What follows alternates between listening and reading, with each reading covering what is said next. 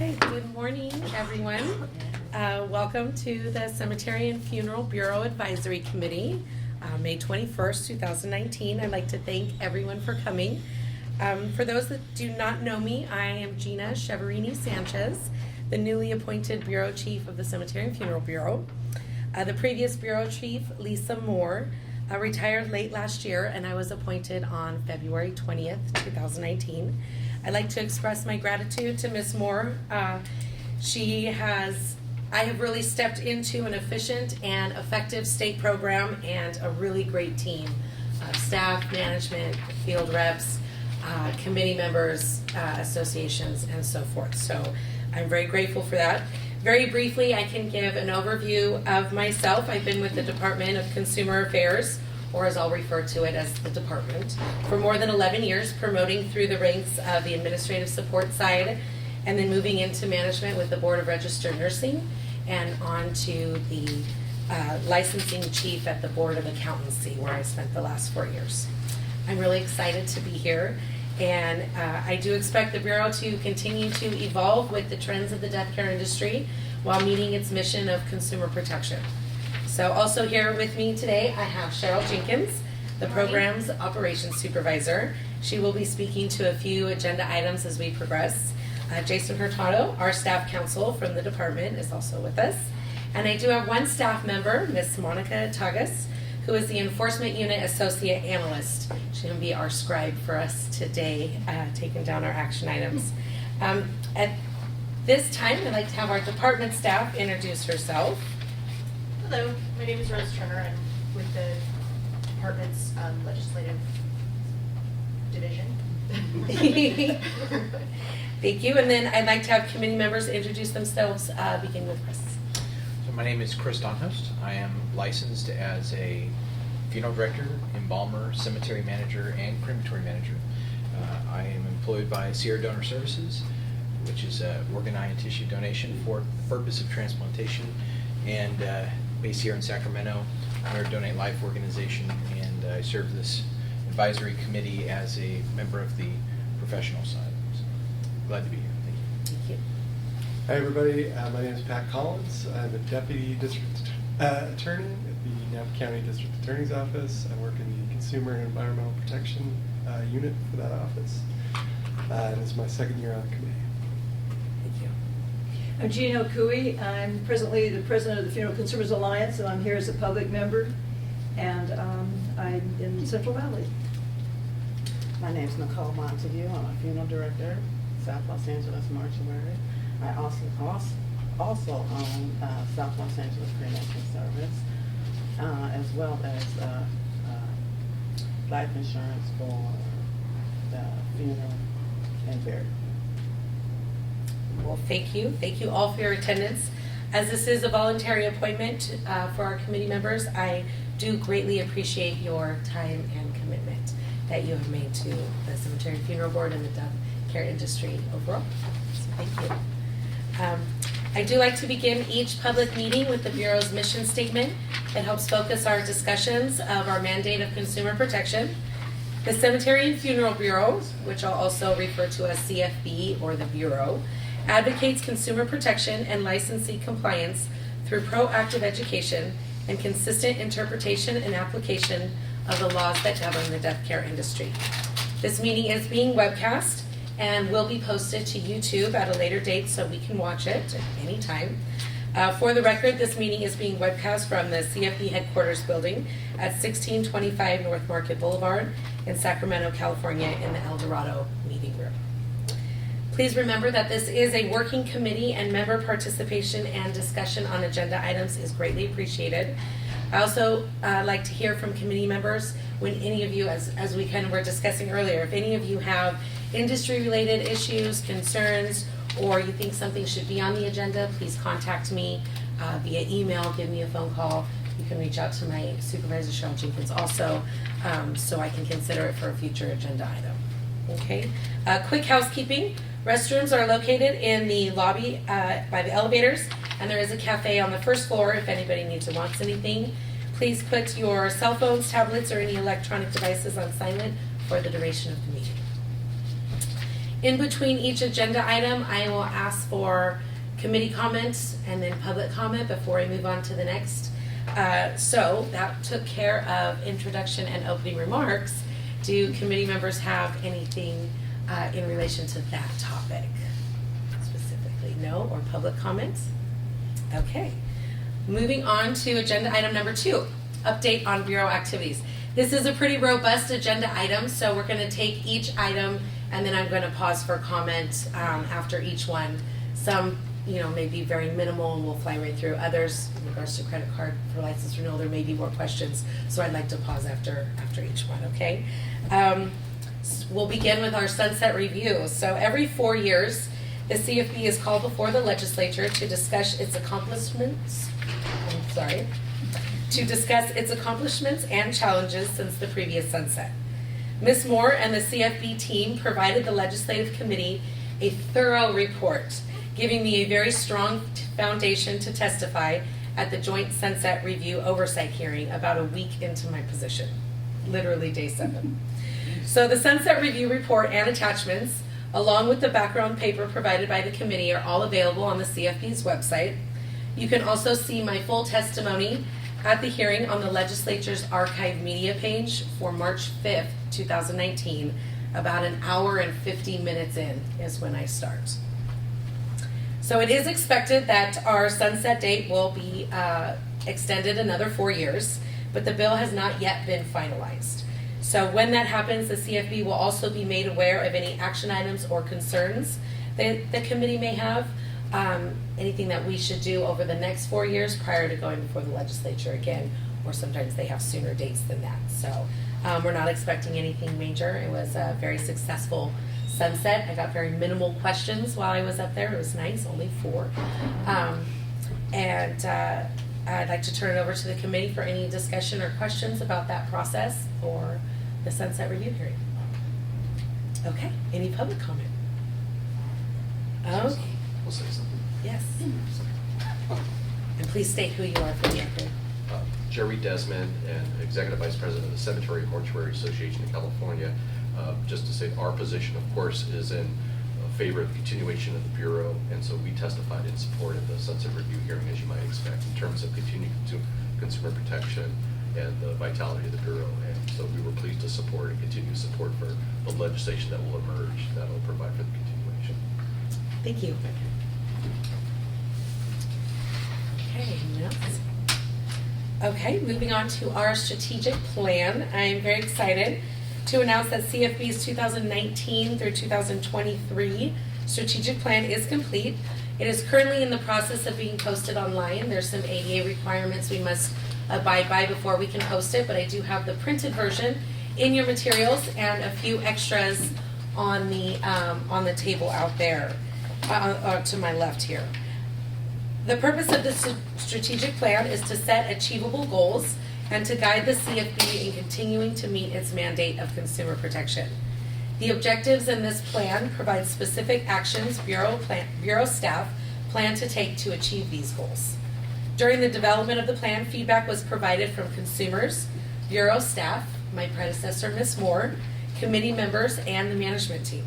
This robust plan focuses on implementing new information technology, software, and streamlining internal processes, at the same time providing an easy access for our applicants, licensees, and consumers. It also highlights outreach opportunities to not only consumers, but to licensees as a way to support CFB's vision of empowering California consumers to make informed end-of-life decisions in a fair and ethical marketplace. So I'd like to thank the department's solid team for guiding this process, and a special thank you to the publications unit who made it look so beautiful. So, and put the final touches on it. Does anybody have any questions about the strategic plan or our goals or objectives in that area? No? Any public comments? Okay, very good. Moving on to staffing. CFB is currently recruiting for an associate governmental program analyst in the licensing unit and is expected to begin recruitment for a staff services analyst in the coming month or so in the enforcement unit.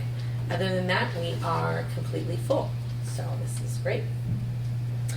Moving on to annual trust fund reporting. As of May 1st of this year, 1,092 funeral establishments were required to submit an annual report. These reports require funeral establishments to identify whether or not they enter into pre-need arrangements with their customers. And if they do, the Bureau then requires an audit of the trust funds by a CPA and submitted to the CFB.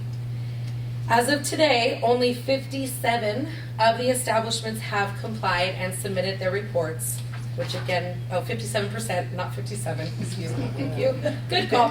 That would have been frightening, Yeah. more frightening. As of today, only 50% of establishments have complied. This was due May 1st, it's now May 21st, or 43% are now, or 470 establishments are still out of compliance and are late. The audit unit will be working diligently with licensees to get them in compliance and using our progressive disciplinary process, beginning with the issue of late notices. So we start issuing late notices as of June 1st. This does take staff time to diligently follow after these licensees.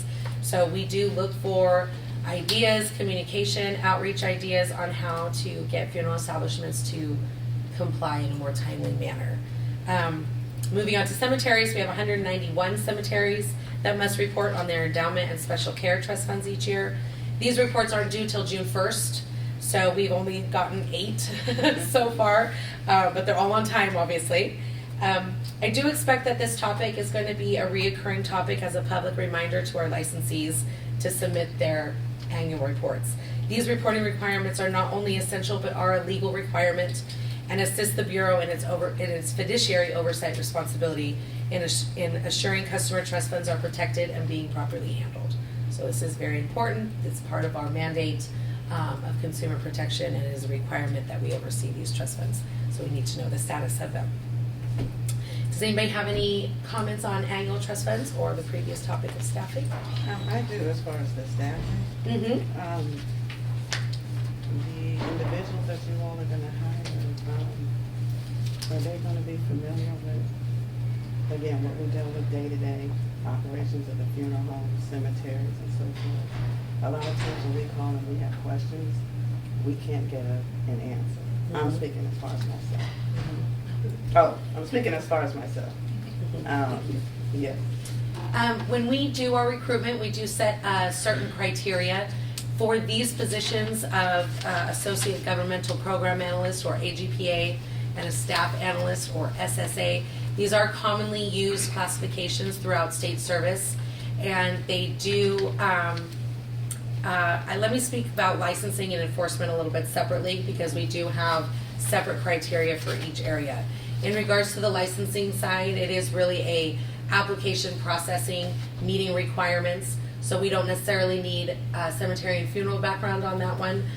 We do like to see people that have customer service experience, who have training in working in office settings and processing applications, meeting requirements, knowing how to read laws and regulations, and so on. So I feel like we can transfer our knowledge of laws and regs to a new person coming in without that specific background. When we look for an enforcement staff member, we are looking for, some experience in investigations and so on. We don't necessarily need them to be in the cemetery and funeral industry. We can't put that type of requirement on that classification through state service. There's limitations as what we can set our criteria for recruitment. But we are looking for experience. These are analytical positions, so we are looking for that higher level of experience, project-minded people. As we get into further down the agenda, I'm looking for those that can oversee large projects as we transfer into a new information technology system. So what does the public need from us information technology-wise, from our website through the application process? I'm also looking for that kind of component, because that's where we are at in the Bureau itself. So we do take their entire resume into consideration, and their history, and just go through the merit process, which is required through the state. You're welcome. But I would like to comment though, if there are questions not getting answered, misinterpretation from one staff member to the next, we are very diligent in clearing those up very quickly.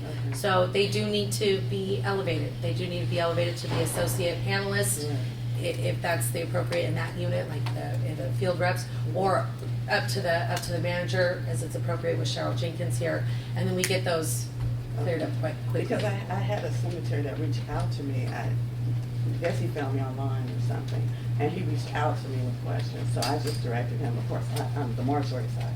So I directed him to you all. Mm-hmm. And being a committee member, I'd recommend just give them right to me. Right, okay. Mm-hmm. That's fine. Mm-hmm. You're welcome. You're welcome. So I have a question regarding the annual trust reports. Yes. You said it's around 470 that are out of compliance at this point, or delinquent? For funeral establishments, yes. Right. So is that average? I mean, considering that this is an annual report, is that typical? Let me pull my stat sheet out here. I was prepared for that question. So in 2017, I only have this year and last year's stats in front of me at the moment. We had, last year, that was because that was cemeteries. I was like, wow, good job. Number of reports received on time was about 47%. So we've increased from 47% to 57% that complied on time. So that's a great jump of 10%. I'd like to see that jump again for next fiscal year. Excuse me, I have something in my eye. And the audit unit has really been working with not just the funeral establishments, but all licensees to, remind them and encourage them to get the reports done timely. The intake auditor that is doing that is really very active and reaching out to, and so that, is definitely a reflection that we've had a 10% increase of timely reporting this year. Yeah, her name's Heather Beltran. They did additional mail-outs, different mail-outs for cemeteries versus funeral establishments to ensure that they knew that it applied to them, more specific information, and so on. So we, besides just a mailer, we're looking for more outreach information next year, more, as we post on Facebook and things like that through the department's Facebook, through the department's blog and things of that nature. We're looking into all those platforms. Okay, thank you. You're welcome. So what happens next for those non-compliant? For those that are non-compliant, they'll first get issued a notice, a late notice, so an issuance of a notice is first. It then escalates, so we had to issue, let's see, last year we issued a citation to 3 cemeteries for being late on compliance, so that means it went up from notice, warning letter, then it goes to a citation, then it could eventually go to a fine. I mean, it could keep going, but they usually comply. It is our goal to get compliance, not to, immediately go and start finding. It's better for the consumer. It's better overall for the licensee, for us, and mostly for the consumer if the licensees are in compliance. So we're persistent, 30 days, 60 days, 90, Is there anything different that happens if there's several periods in a row where something's non-compliant? It can eventually lead to an administrative action. So if you do not comply, it can grow from warning, citation to administrative action, revocation, probation. I mean, it could get to that extreme. It hasn't yet, so, but it could get there. Okay, any public comment on staffing or annual trust fund reporting? Okay. Okay, let's go to my favorite topic. It is my pleasure to announce, I'm very excited to say that as of June 4th, 2019, the Cemetery and Funeral Bureau will be accepting credit cards as a form of payment for license renewal for all 13 license types. So licensees that are within 90 days of their expiration date will have the opportunity to pay online. This is available for all licensees who are renewing in an active status and that hold only one renewal and potentially one delinquency fee. Multiple renewal cycles will still have to mail in a hard copy and contact the Bureau directly. And pay with a check or money order. Of course, we will still accept hard copy renewals and checks or money orders from all licensees, but I strongly encourage online payments. Additionally, military statuses do not have an associated fee, so those applications will still need to be mailed to the Bureau. Specific to the cremated remains disposal renewal, although the payment will still be accepted via credit card, The expiration date will not roll forward until their report is submitted and reviewed by the Bureau. So payment can still be made online and then reports sent to the Bureau. The acceptance of credit card payments is an immense time saver for the department's cashiering unit and the Bureau itself, which in turn shortens the renewal processing time for licensees. I am very excited to launch this program and encourage licensees to utilize the system. That once you pay online, for everybody but the disposers, once you pay online, it should update within 1 to 2 days. So I don't know if you guys take note, I don't know if you pay your own renewals or if you take note of your renewals, they can take weeks. They go through our cashiering unit, they have to get deposited, then it takes a few days to roll. This will be within just a few days. So payments will be reflected right away, and then your, they get pocket IDs, new pocket IDs. The renewal. The actual renewal will then get mailed, all automated. We don't have to touch paper, cashiering doesn't have to touch checks. So it's a new efficient way to move forward. Is there any questions or comments from the committee on credit card renewal? Anybody from the public? Okay. I'm going to turn it over to Cheryl now. I'm going to take a little break and turn it over to Cheryl for exam development and legislation. Thank you, Ms. Jenkins. Thank you, Gina.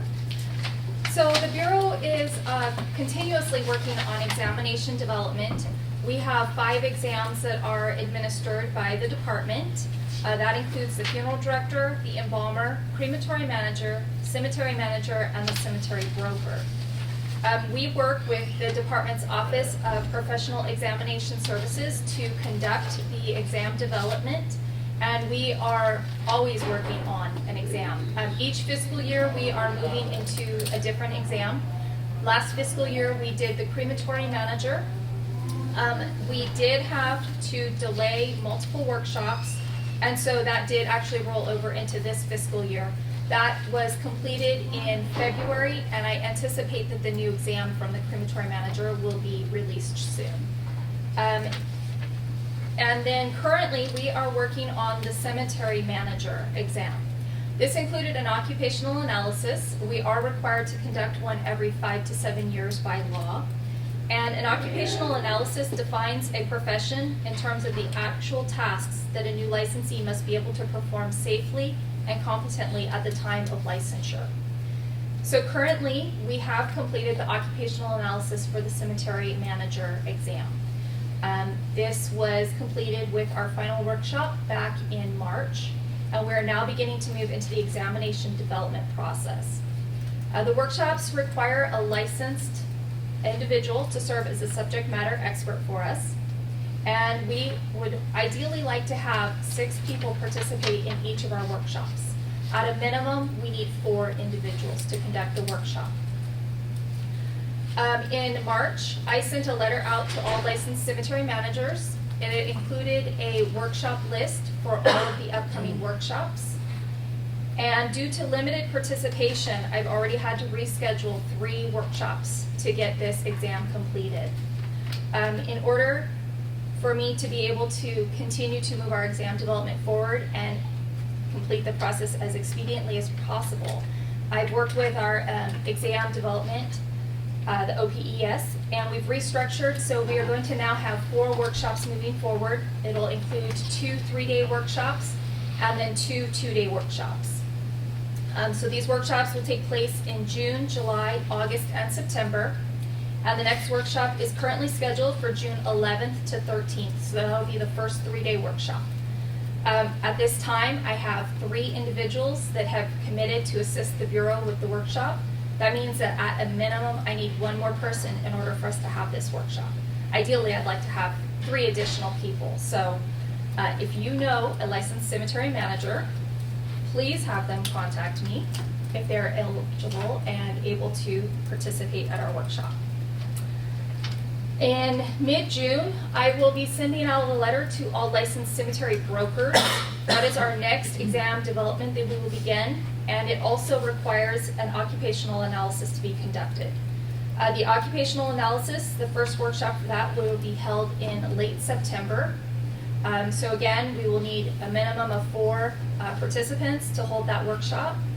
And total for an occupational analysis and an exam development, from start to finish, it is typically 7 workshops. And we need 4 to 6 individuals for each of those workshops. So please, if you are a licensed cemetery broker, keep an eye out for the letter, participate, help us out. And we have had problems with the cemetery side for the broker, the manager, and the crematory manager. They are a smaller licensee population, so it is hard to get participants for the workshops. So at the beginning of this year, I did receive approval to increase the honorarium to $250 per day. I hope that will entice people to take time from their regular job to come and help us out. That price will stay for all workshops going forward. So it is going to be increased across the board. In addition to the honorarium, we do reimburse you for travel expenses. And that's what I have on that. I do have some of my workshop forms. If you would like to grab some from me at the end of the committee meeting, please do so. I did email this out to individuals who had indicated interest previously last week. So I already do have a few individuals. We do not have enough for the next workshop at this time, and moving forward, I think that the most I have committed for other workshops is about 2 people. So we still do need people to commit and to participate for the workshops. Any questions from committee on exam development? Any comments or questions from the public? Okay.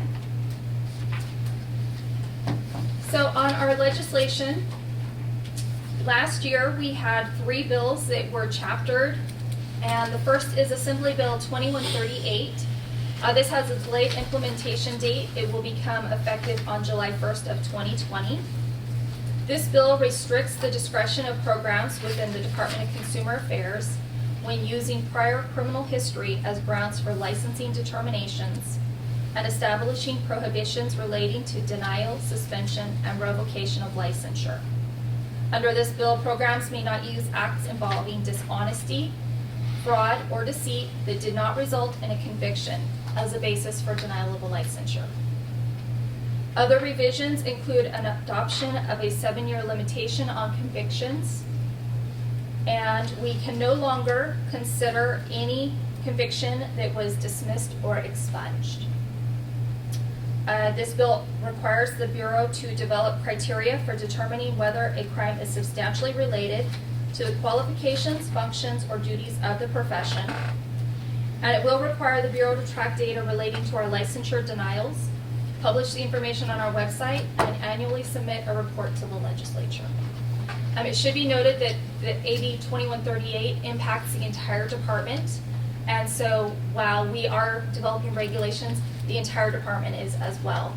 And so we have been working with our legal counsel to, as a united front, work moving forward with all of the boards and bureaus. So a lot of the revisions that are going to be made for our regulations are going to mirror what the department as a whole is doing. And we do have this as an agenda item for our regulations, so we'll talk about that a little bit more here later. Assembly Bill 2750 became effective on January 1st this year. This bill authorizes conservators of the estate or person the right to obtain certified death records from state and local registers and county recorders. It also clarifies an agent or employee of a funeral establishment can also obtain death records if doing so on behalf of the authorized person. This was really just kind of a cleanup. There was already language for other individuals, and this was just adding in conservators to mirror the other authorized individuals. Senate Bill 1480, this was a non-substantive technical change.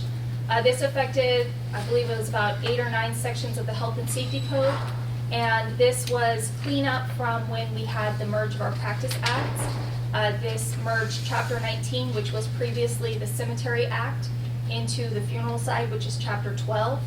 and their sections still have references to Chapter 19. So these were amended to now reference Chapter 12, which is our current act. Does anybody have any questions about the chapter bills? Committee or public? Okay. So going forward, these are the bills that the Cemetery and Funeral Bureau is currently monitoring. We have Assembly Bill 795, which is Assemblyman Irwin, or Assembly Member. This bill would modify the requirements to convert an endowment care fund from a net income distribution method to a unit trust distribution method by requiring the compensation of the trustee to be reasonable and meet specified requirements based on fair market value of the endowment care fund. So this is coming on the back of Assembly Bill 926, which authorized the cemeteries that are licensed by the Bureau to request to convert from the net income distribution to the unit trust distribution method. And that is also a regulatory package that the Bureau is working on currently and will be discussed. The next one is Senate Bill 606 from Senator Glazer. This is the Bureau's sunset bill, and this proposes to extend the Bureau's sunset date to January of 2024. In addition, if there are any, as Gina mentioned, if there are any action items that come out of our sunset report, they would be amended into this bill going forward.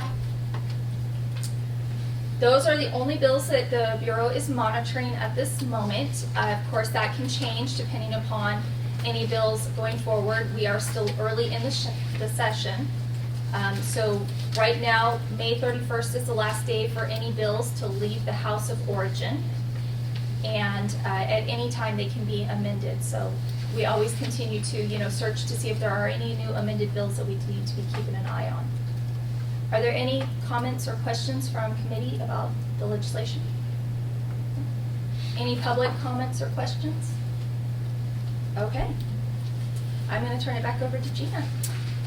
Okay, so that takes care of agenda item number 2. We are moving on to agenda item number 3, the Business Modernization Plan. So this is another big project of ours. We also call it BizMod, for Business Modernization, otherwise known as BizMod. As you may or may not have been made aware, many of the regulatory agencies under the department have been migrating to a new information technology or IT platform. The CFB currently uses a legacy system to track its applications, licensee information, some of which is linked to the DCA search page, and enforcement information. This is the old black and green screen that's very keyboard driven. Through BizMod, the CFB will begin exploring platforms that will allow applicants to pay online for more than just renewal, but for all of our applications, check the status of an application, and will allow significant streamlining opportunities for work performed in-house. It's most likely going to be a web-based application version, mouse-driven like we are normally used to. And we want to bring onto the same system our field investigations and our audit unit, so that at any time a particular staff member will know where an applicant or licensee stands in each of our units. Since my appointment, I have held a town hall meeting, which is just an all-staff meeting with the department's team to introduce what this business modernization plan looks like. And we have began working with the department to start mapping our processes. As a lesson learned from previous software implementations, it is best to have documented and mapped out every process so we know as we are looking for a new system, we can make sure it meets the needs of what our specific needs are. So we're not going to be forced into any one system. We get to try them out, look at contractors, or vendors, and they can show us what their system can do for us. There are several that have gone through DCA, so we'll be looking at those as well. If IT offers any new ideas, we'll be interviewing those vendors as well. So the process mapping is the first step, and its full implementation is expected in fiscal year 21-22. But I would like to say that I'm dedicated to moving this forward and project as fast as our workload allows with minimal impact to our stakeholders. This does take our staff offline to map processes and discuss these processes with our department staff. So we try and spread it out, minimal time offline as possible, especially while we're recruiting and so on. But I am committed, the team is committed, and I believe the staff overall is very excited to move to something new, more modern, and more efficient for our licensees and our stakeholders as well. It would be nice if our applicants could pay online, get out into the industry faster, so on and so forth. So that's what we're working towards. Does anyone have any comments or questions about our business modernization or the department's assistance on that? Bureau? Do you anticipate that the field inspections would be done electronically then, as opposed to written reports that have been done previously? That's definitely something I want to explore. So we have 2 phases. We do an as-is process, and then we do a wish list process. And yes, it is something that I would like to see electronic. I would like to see scheduling electronically, assigning out, audits. We have audits that are annual. We have audits that are every 5 years. We have annual inspections. So it's definitely a tracking system, an electronic system, getting into, Ms. Weaver, our lead field investigator, and then up to Ms. Patterson, investigations up to Cheryl and so on. So we are definitely looking towards a more electronic all the way around system. Any other comments? Comments from the public? Okay, great. That takes care of agenda item 3. Okay, the big one, agenda item 4, reviewing our draft language for our rulemaking files. Cheryl and I are going to go back and forth. She gets the first and third bullet. I'll get the middle bullet. So I'm going to turn it over to you. So the first rulemaking file we have is our substantially related criteria for convictions.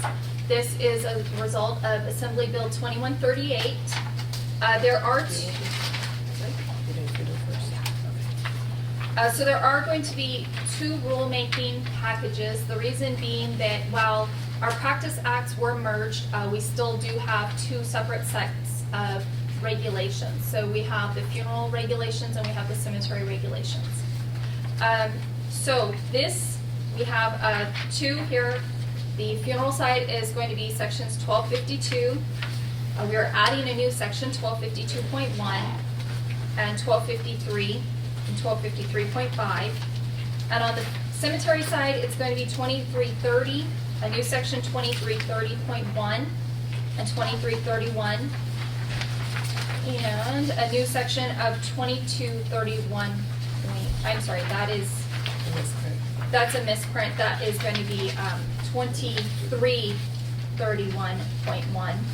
Top of page 5 of 6 on the cemetery side. Yes. So essentially, the Bureau already had substantial relationship criteria regulations, and we had rehabilitation criteria for rehabilitation. What we are doing anytime we amend any regulations is we always strive to mirror them so that we are consistently applying any regulations on both the funeral and cemetery side. So while these are going to be the same, they do have some different amendments. We have new criteria that is being added in. So on 1252, we are amending this to say crimes, professional misconduct, or acts. We are referencing the licensee or registrant, so it is inclusive of all. Some of our licenses are not an actual license, so the cremated remains disposer is a registration, not a license. So we've removed the specific license categories that were referenced. And we are saying that it will encompass all of the Cemetery and Funeral Act.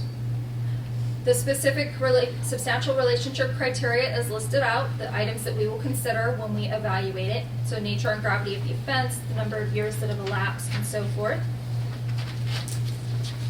We list what crimes, conviction of crimes we are going to be looking at. Essentially, our concern is financial related crimes. You are in a position where you're working with consumers during a time that they are emotionally vulnerable, and we want you to have employees and staff that have, not had any convictions for a financial related crime. So that's where we are including our specific crimes that we feel are substantially related. So top of page 2. Yes. Is what she's looking at specifically. So anything that involves fiscal dishonesty is something that we are going to be concerned and want to take a close look at. The new section, it's on page 2, 1252.1. This is the criteria to aid in determining if financial crimes are directly or adversely related to the qualifications, functions, and duties of a licensee under our Act. So as you can see, there's a lot of information that's included in this. There's a lot of things that we will have to consider when we are evaluating a criminal history going forward. On page 3, we have our rehabilitation criteria for denials. So this section is going to specifically apply to an applicant that has submitted for their application to the Bureau, and they have a criminal history. This is what we will consider when we're evaluating if they are rehabilitated and if their application should be approved or denied. On page 4, you'll see on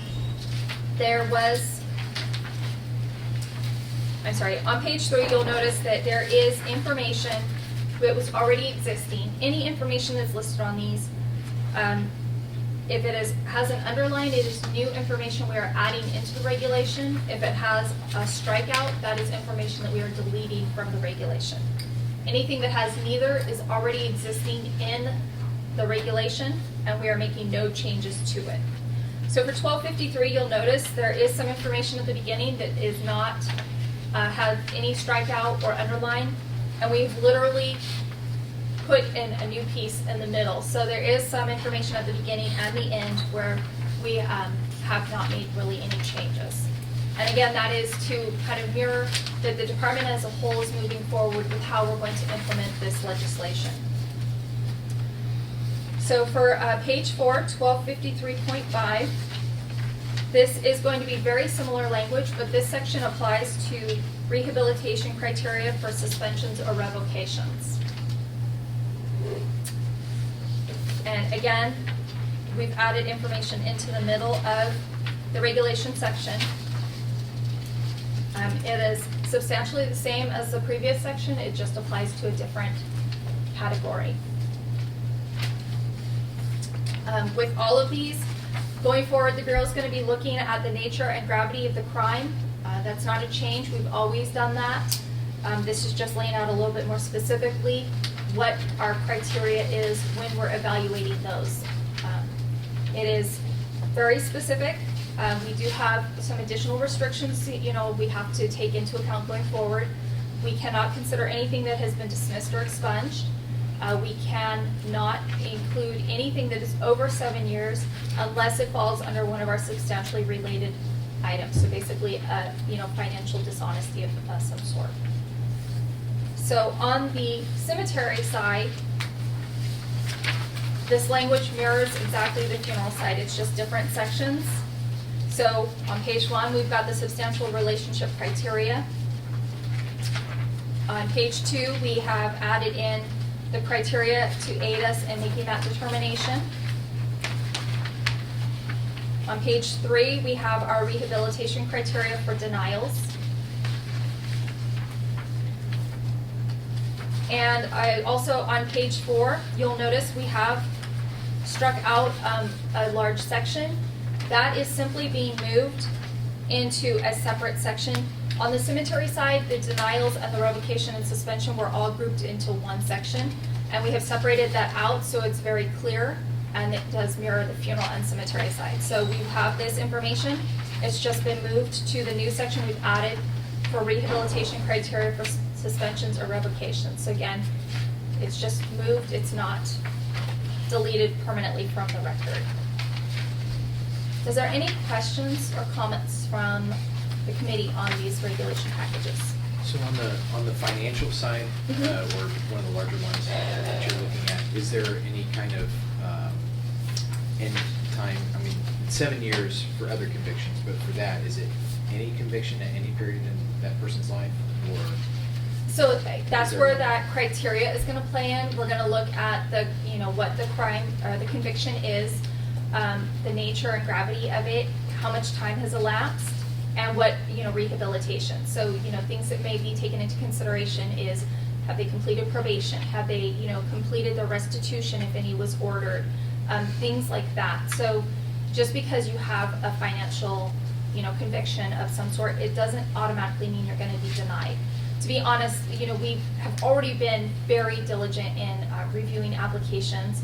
In, the sunset report we had to submit, we did include conviction information where we had denials. The past 4 fiscal years, I think we only denied 15 licenses. So, we do our due diligence in considering all of our applicants, and, we understand that they are trying to enter the field to earn a living, but at the same time, our mandate is consumer protection. And so if you haven't shown that you have rehabilitated, then the Bureau is going to deny the license to protect the consumer first. I mean, for what it's worth as a licensee, I think the majority of those who are licensed would probably agree that we don't want the bad apples in the profession Right. either, because it gives everyone a black eye, and nobody wants to see, families hurt as a result of somebody's negligence or criminal activity. Right, Yeah. exactly. I have a question about what happens when the licensee is a business.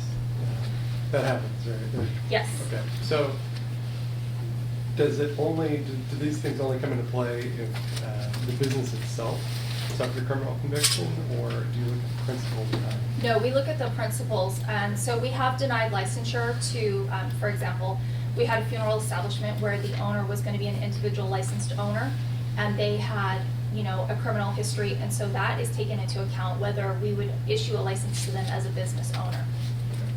So we have denied applications for a business license. And looking at the rehabilitation criteria, there's the 2331A 1 through 5, and then B says, in addition to if it's in subsection A is inapplicable, the Bureau determines the applicant didn't make the showing of rehabilitation, and then it goes through a few sections that seem to be pretty similar to 1 through 5 in A.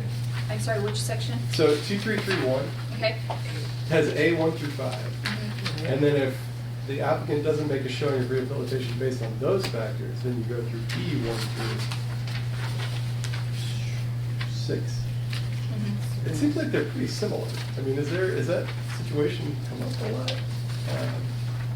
It seems like if you can't make a showing of rehabilitation in 1 through 5, then how are you going to make a showing of rehabilitation afterwards? Right.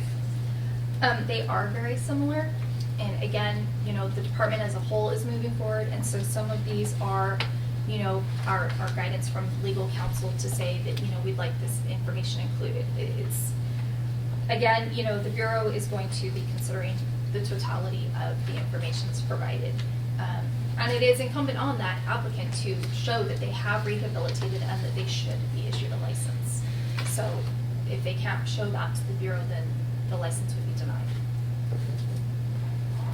Do you know how many revocation actions there have been in the past year, or past 2 years? I would have to get back to you on that. How many revocations in general, based on criminal conviction? Just in general, just how many actions there have been? Maybe some enforcement statistics next time. Okay. Are you only interested in actual revocations? No, just how often the process starts, I guess. And then, Okay. well, I mean, also how many. So, for example, how many accusations the Bureau has filed within the past 2 years?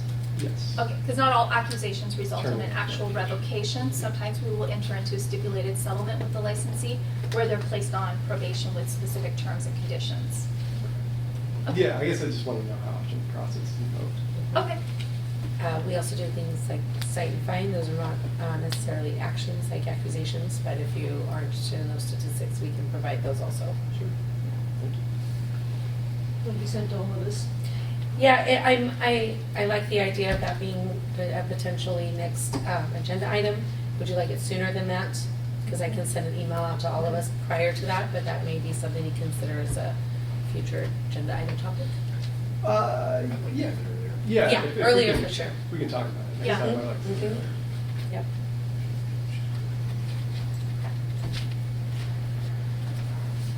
Any other comments or questions from the committee? Any comments or questions from the public? Okay, it's, oh, I'm sorry. Yes, GV Ayers with General Rivers Consulting. Good to be here. One question, do you know when, do you have an estimated time frame on when these regulations are going to be filed or noticed? They are currently under review with the department. Once they're approved, then they will be submitted to the Office of Administrative Law to be noticed. That will begin the 45-day public comment period, and at the end of that, we will have a hearing for any, testimony. And after that, they'll continue through the process. They have an implementation effective date of July 1st of 2020, so we are cognizant of moving forward to meet that date. So is that the deadline in the legislation? That's the effective date of the chapter legislation. So the goal is for the regs, whenever, to meet that. That's the Mhm. goal, yes. To meet that July 1st date. Thank you. Any other comments or questions? Okay, Gina's gonna go over the next package. Okay. Be patient with me on the next package. Unfortunately, our supervising auditor had something come up and is unable to be here. Dave Edwards, who is, the go-to guy when it comes to auditing and unit trust distribution. So I will highlight each area. If there's questions I can't answer, of course, I will get back to the committee as soon as possible on those. Let me pull my language out here. Okay, well, thank you, Cheryl. Assembly Bill 926 authorized the Bureau to approve qualified cemetery endowment care funds to move from a net income to a unitrust distribution method. The draft regulatory language for conversion to the unitrust distribution method for endowment care funds, along with a draft application, is in your materials. Yes, 270, excellent. We'll go kind of section by section. This is entirely new, as you'll see throughout these 5 pages. There is a lot of underlining, so I'm not going to go down each line by line, just kind of highlight each section, and then I'll pause for questions and answers after that. The first section, California Code of Regulation 2334, it speaks to the application, which is included via reference 23 ECFC 120, which this is the referenced application, and it speaks to the attachments that we want included with this form. So on the form, this will not be what it looks like in its final. We'll be putting it through DCA Publications Office. It'll be a fillable form online that they can just then print and sign. So, but for right now, it started with cemetery information, goes into the trustee information, then endowment care fund information, and long-term projections. And then the attachments would be the trust agreement, investment objectives, and the maintenance standards. And that's for initial application. The second section, beginning at the bottom of page 1 there, speaks to the required conditions after approval. The following conditions shall apply, like when it becomes effective, what the cumulative total is, what that means is kind of defined there, that they use the amount that was approved on the application that they projected, and that it won't exceed that.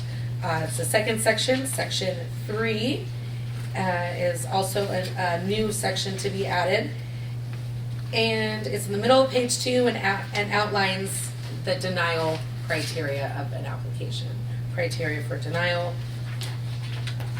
Moving on to section 4, which is at the top of page 3. This is standard language for abandonment of an application. Pretty standard for all applications. Once we notify you of a deficiency, you have 1 year to get us that information before the application and fees are forfeited, and then you must reapply. So that's pretty standard. The next section is another added section of 2334.4, and this outlines reverting back to net income.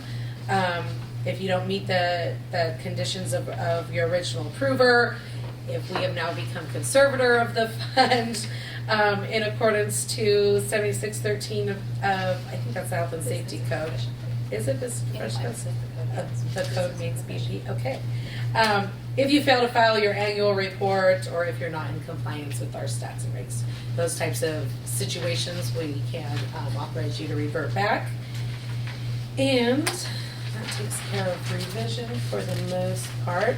They can revert back at any time they want, the cemetery.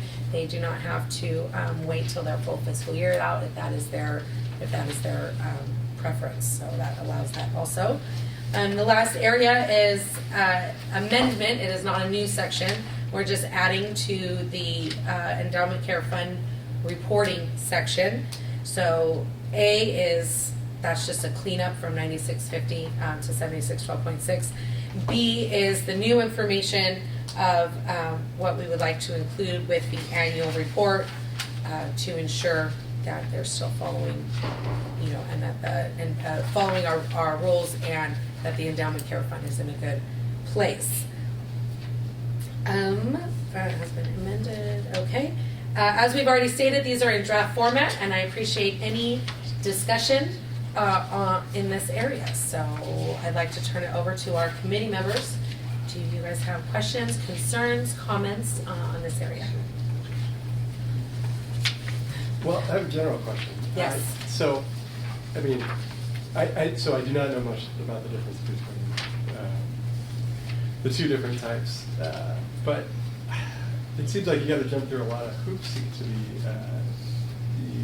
unit trust. And so, what's the benefit? Why do people want to do it? The net. Okay, so I'm going to go and try and be clear and simple, because it's a little more complicated than I can express. The net income means that you can only spend what has been made from the Endowment Care Fund, the income of the Endowment Care Fund. The unit trust distribution method lets you distribute or disperse a percentage of the fund as a whole. So if it is Based on fair market value. Based on fair market, thank you. Yes. So if you have a very large fund, it's doing great, you're earning great percentages, the unit trust distribution method, there is no threat to the Endowment Care Fund of the consumer, and it gives the cemetery the opportunity to put a little bit more money into the maintenance, into the oversight of the cemetery in general. It also allows for a portion to go to the trustee, of course, as both do, to pay them out also. So we want better trustees overseeing these funds, our consumer funds. Did that kind of give you a little bit of, I don't know how much more I can get, but I have information in writing that I can provide to you to give you a little bit more in-depth difference between the two. Okay. Do you expect to see a lot of applications for this? Yes and no.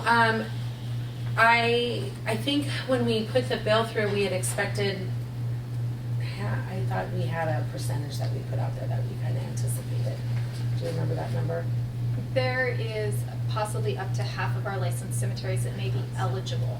Some of our unlicensed cemeteries are not going to be eligible because their endowment care fund is not sufficient enough to support this method. For the other cemeteries that do have sufficient funds, that's their business decision if they want to consider requesting to convert to this method.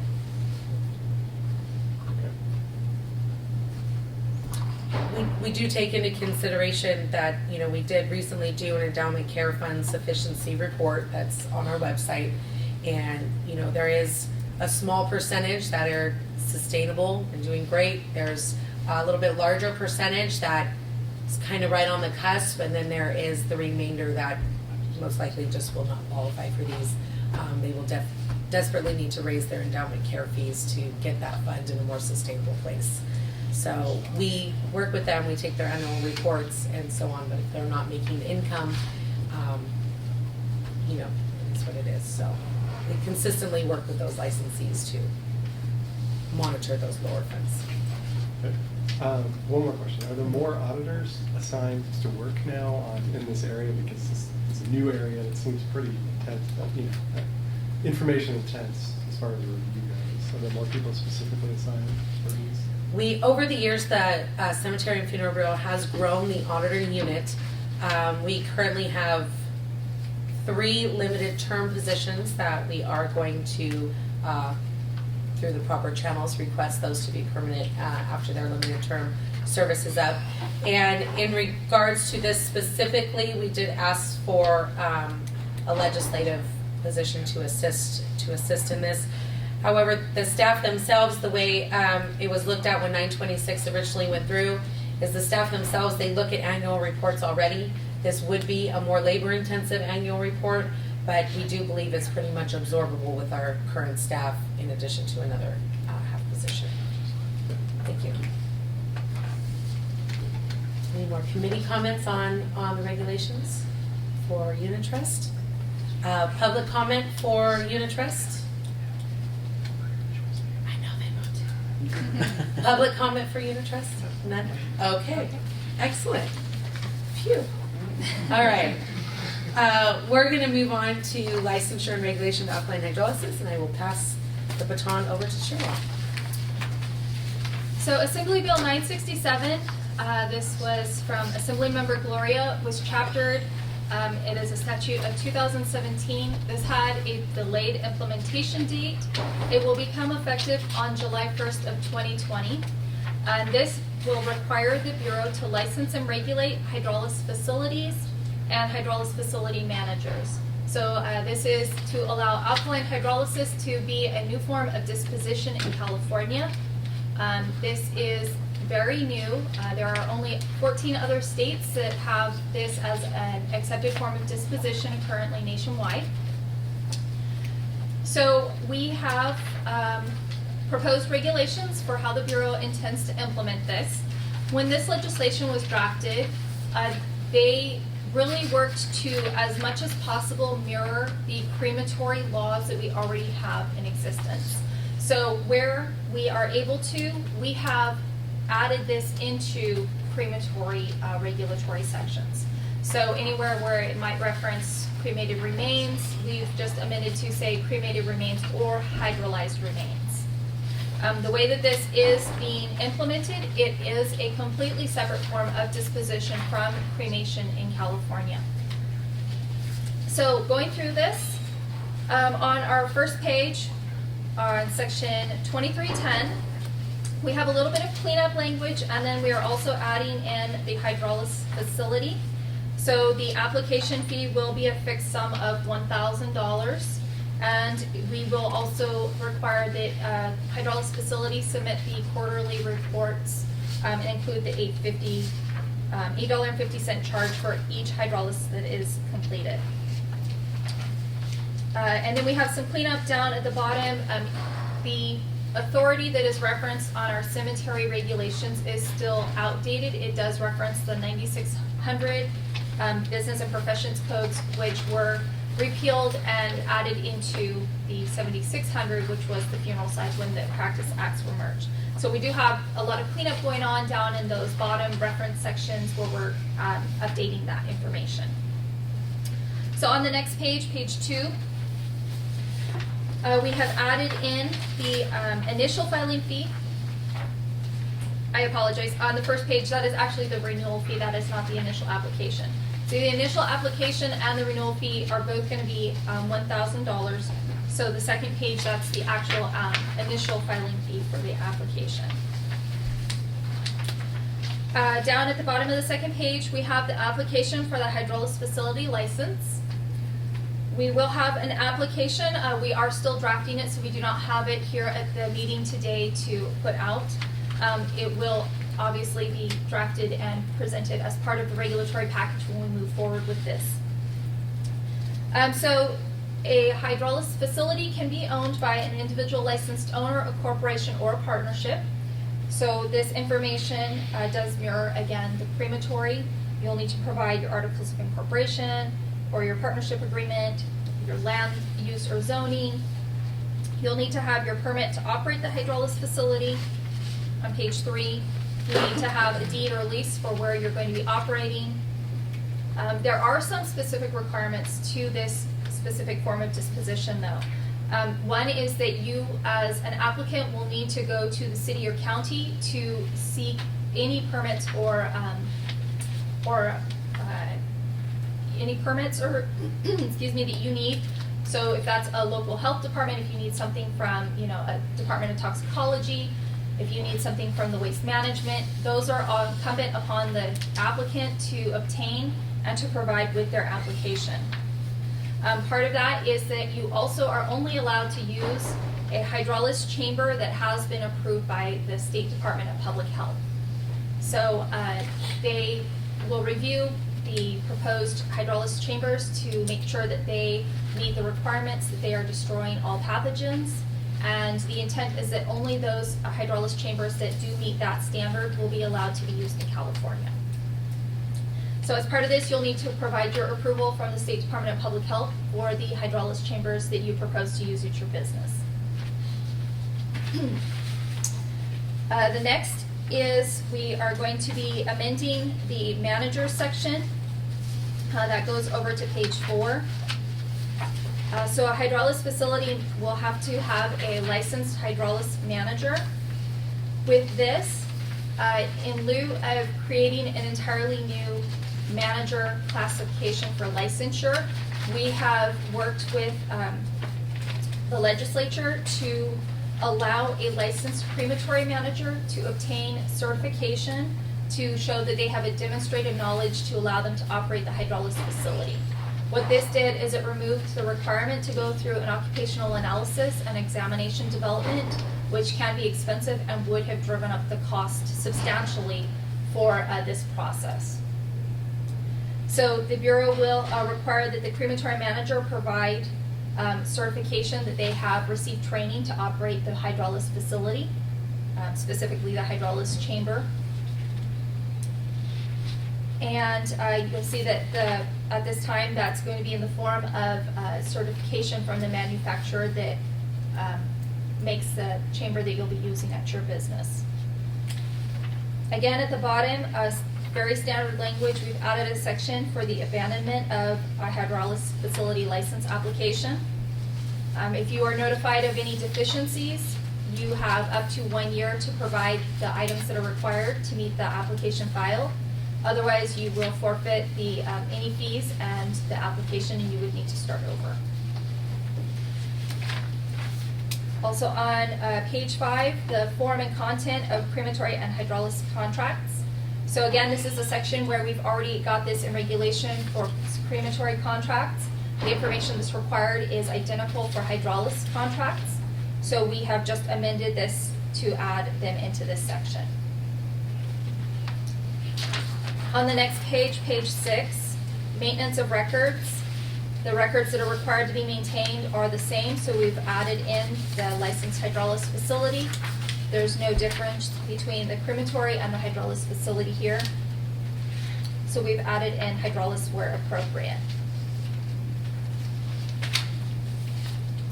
On the next page, page 7, hydrolysis facility report. The information is the same as crematory, so again, we've just amended to add this into this section. On the last page, special trusts. Section 2370, we're amending to add in hydrolysis to this as well. And that is what we have at the moment for our hydrolysis facility. We don't expect any substantial changes at this point to these regulations. Again, we are still working on finalizing the application that will go forward with this. That will be included and out for public review as part of the public notice for comment. Any questions from the committee for this section, this regulatory package? So you mentioned that this is going to be a disposition just Yes. like the other. So are you working with the Department of Public Health? We have reached out to them. Yeah.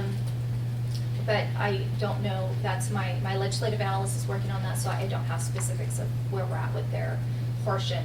Obviously, they have to implement not only the approval of the hydrolysis chamber, but there'll be changes to the death certificate as well. Great question. Yeah. That falls under their Office of Vital Records, so those are changes that they're gonna have to work to implement. So we've reached out to them. Yeah. They're in the early stages still, so they didn't have too much information Yeah. for us, but Gotcha. as they're going through their process, we expect a little bit more collaboration, or continued increased collaboration as they get a little bit further in their regulation packages and how their requirements are gonna change. Yeah. And are they mandated by the same timeline that you are? Yeah, their requirements are included as part of Assembly Bill 967, so we're all under that same implementation date, that it's supposed to be effective July 1st of 2020. Okay. Did you have any others? Mine was about the death Death certificate. certificate. Yes, but that's a whole nother. Yes. Mm-hmm. Yes. So we will continue to reach out as Yeah. the time goes by and gets closer.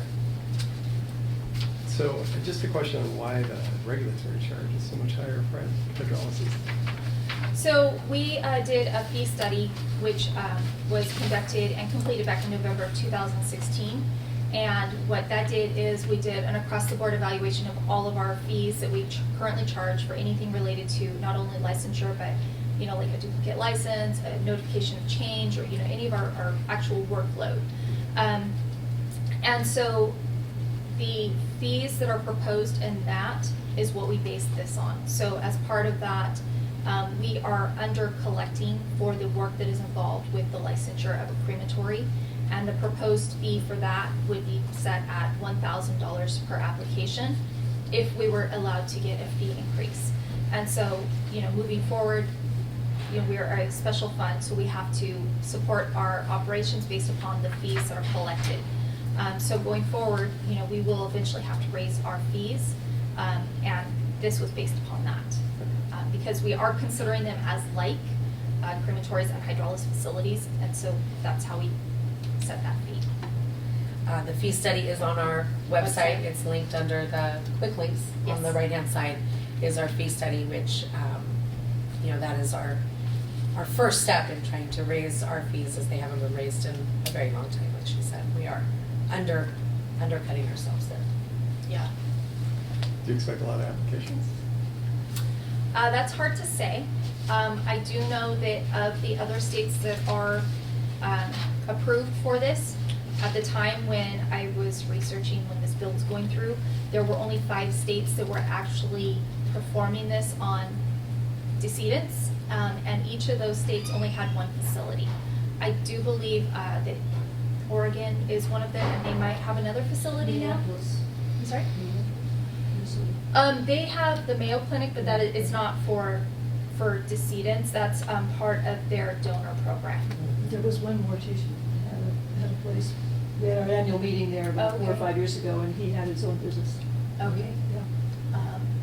I don't know if that was on my list. There's about one estate so So- far. I find that out.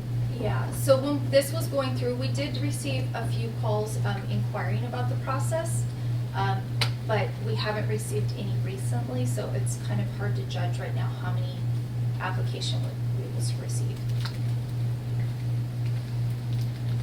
Especially not knowing what hoops they'll have to jump through with city, county, Yeah. Department of Health, excuse me, Department of Public Health, so, we're kind of the final stop once they get through the other rigs, so we'll get a better idea once it becomes effective and we start seeing, we'll be in touch with, Public Health and so on to see any coming through the rigs. Has anyone discussed the air quality improvement versus cremation? Do you use the hydrolysis? You don't know anything about that? It is supposed to be a greener process, but as far as any The statistical. mercury doesn't get released in the Right. air. Right. Yeah. Right. And anything we, over the years when you've had surgeries, mesh, pacemakers, various things that have been put in our bodies due to surgeries and so on, none of that gets Release. Also None of the that gets energy. released. That all gets removed Fully and recycled. recovered. Fully recovered. And the water So, can actually be recycled, from what I understand. There's nothing wrong.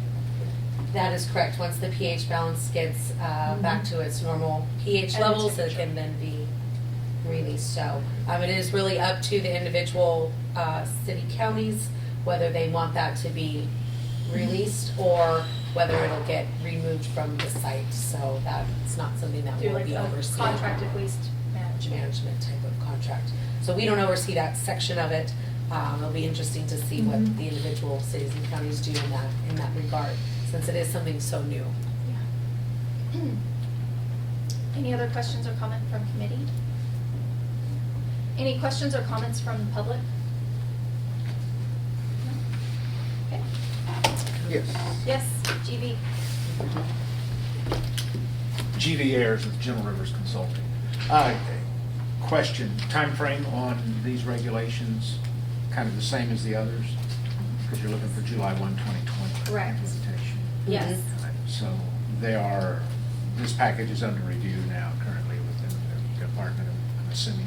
Yes, we are expecting, we're hoping for any feedback here today, and then we'll be submitting it up to our Gotcha. regulations unit for the process. So this is it, guys.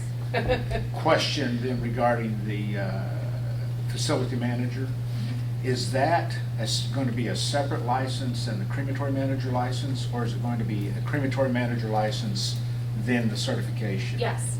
So Yes, you sir. will need to be a licensed crematory manager, and then you would receive certification from so just throwing out a name here, if you use ABC Solutions, then, if that's the approved hydrolysis chamber that your business is going to use, you would need to be provided training by that manufacturer to certify that you are, knowledgeable in the operation of that chamber.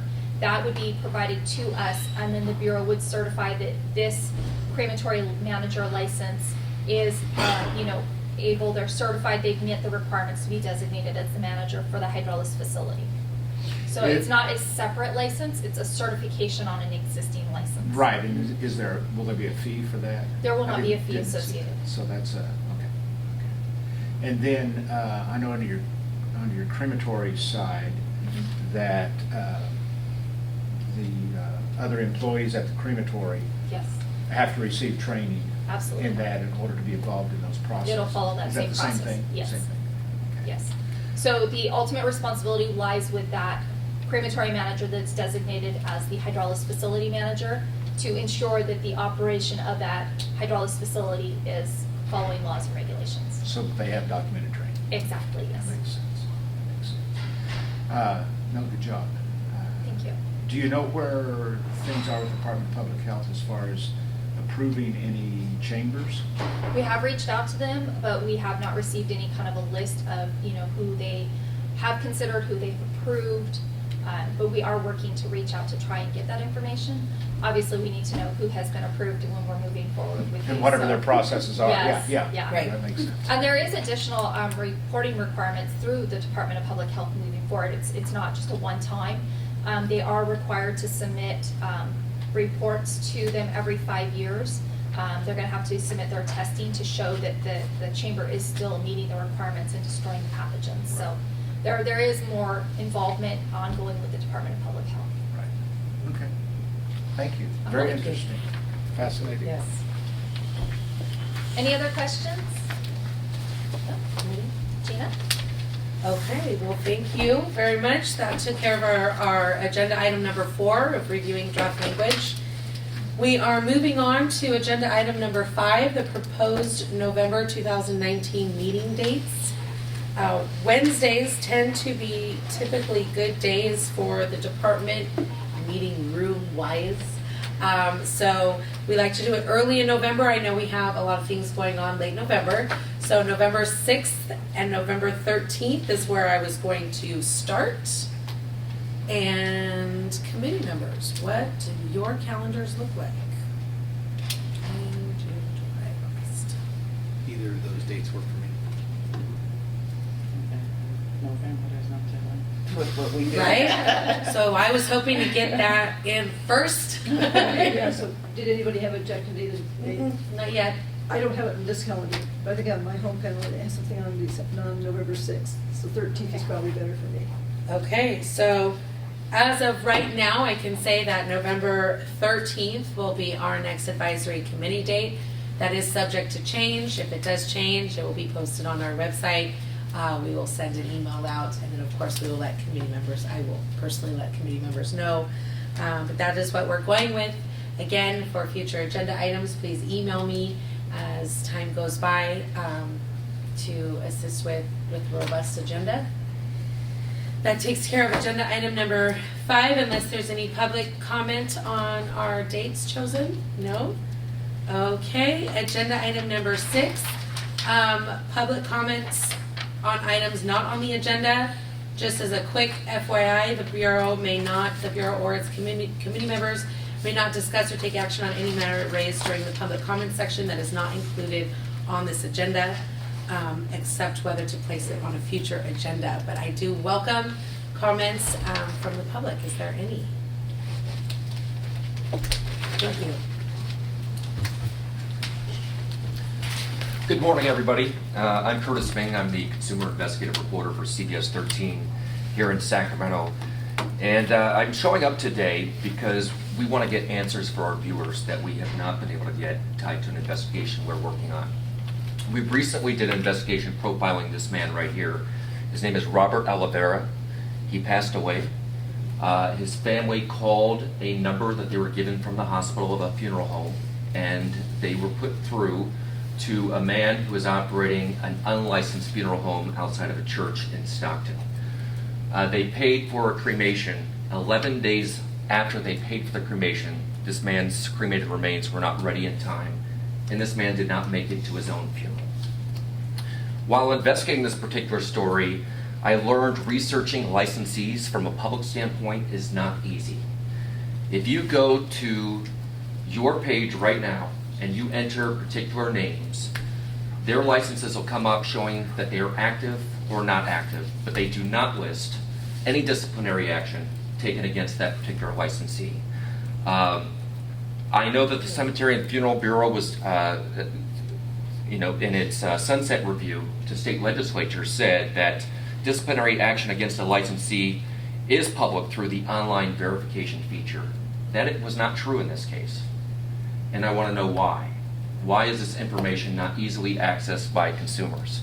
If I have a loved one who died and I want to make sure I am hiring a reputable funeral director and funeral home, I don't have 10 days to go through the California Public Records Act request period to wait to hear back whether there were any citations tied to a particular establishment. I can't let grandma sit on the couch and let her remains rot until I get this information back. So why is this information not easily accessible to consumers? Additionally, if you go to the Cemetery and Funeral page, there is a button that's very small at the bottom. I'm pretty computer savvy, but it's a button on the bottom that says enforcement and disciplinary action. It's not easy to find. If I'm a distraught family member, I'm not going to be having a whole lot of time to go through the particular website to find that particular button.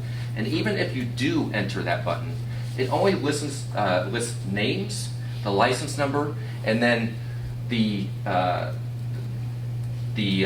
state code that was violated, but it does not give you a link to the citation itself, which could give you a narrative of what happened in the particular case. We did go through the process and we got our paperwork back with the various citations that we went through, and even reading through there were ambiguous terms that left a lot of questions to be answered that to date we still don't have answered. For example, this particular person in a citation written to them said, multiple decedents in an unsecured and unrefrigerated room. What is multiple? Is it 2? Is it 5? Is it 100 bodies inside this church? We brought this very simple question to the spokespeople who we were supplied because we couldn't get direct access to anybody from the Cemetery and Funeral Bureau, and to date we still don't have that answer. Doesn't the public deserve that answer? Furthermore, One of these citations stated, cremated remains in paper bags held at an off-site commercial rental storage facility in a reckless and careless manner. How many? 2? 5? 1,000? Not listed in the citations. Urns found on the floor of a U-Haul facility stacked up on top of each other in a damaged cardboard box. Again, how many? We asked, do these loved ones know? The answer we were given, family should call the funeral director and find out. So you think the family should call the exact funeral director who has citations of not being truthful, of dishonesty, of gross negligence, and you expect to get an honest answer from the funeral director? Additionally, we want to know how citations and fines are established, because in this particular case, in the past year, we counted 14 citations where, according to the administrative fines listed in legislature, could carry a maximum fine of $82,000. In this case, $8,200, 10%. And several of the violations, even though it showed a minimum administrative fine, showed $0 issued. We want to know, how is it established how much a particular funeral director or establishment is fined? One other point that I wanted to bring up is we have spoken with quite a few people within the industry who have evidence that I'm sure your investigators would like to see, of bodies stacked up for weeks waiting to be cremated. These are loved ones. These are people. There's a body liquefying in this picture. The people who supplied us these photos have told me that they're afraid to come to your investigators because there is no way to report something anonymously. And in the past, when they have brought stuff to your investigators, the information has got back to the person being investigated who filed the complaint. Why is there no way for anybody to report something anonymously? Or why do your investigators, when they know of something, would they tell the person, well, you should formally file a complaint in writing? Isn't an anonymous tip enough for one of your investigators to go in and investigate why bodies are stacked up inside a funeral home? Those are the questions I have. I don't know if you're able to answer any of them today, but you've stated several times during the course of this meeting that you have a mandate of consumer protection. When you hear these facts, I ask, are you protecting consumers adequately? Thank you.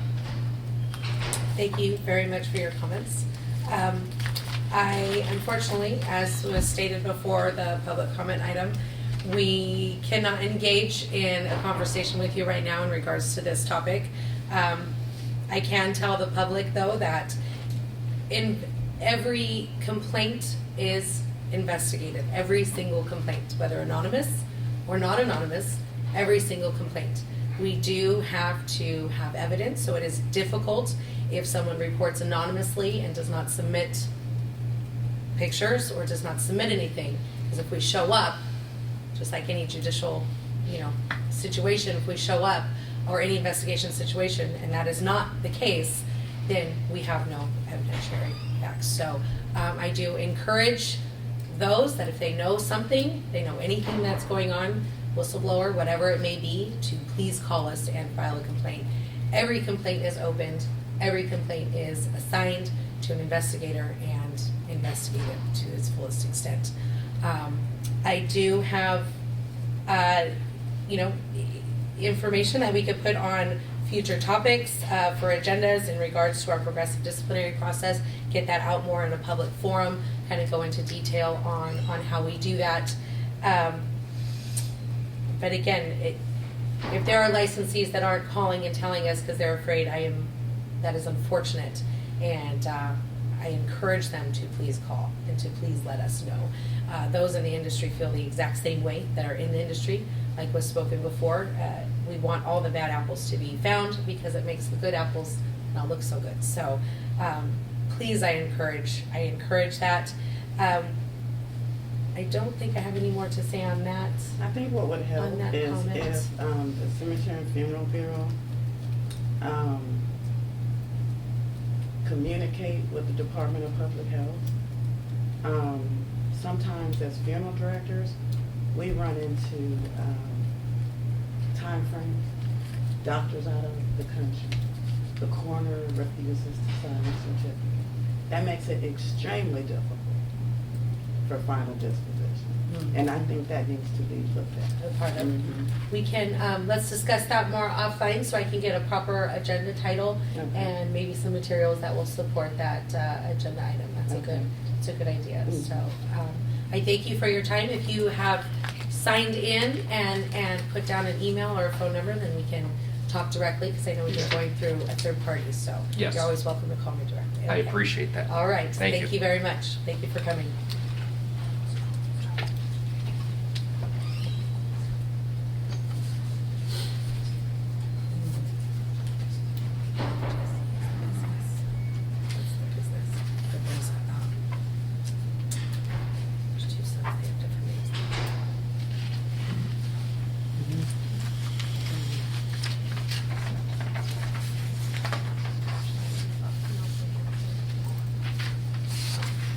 Okay, well, that takes care of public comments not on the agenda. Does anybody else have any public comments?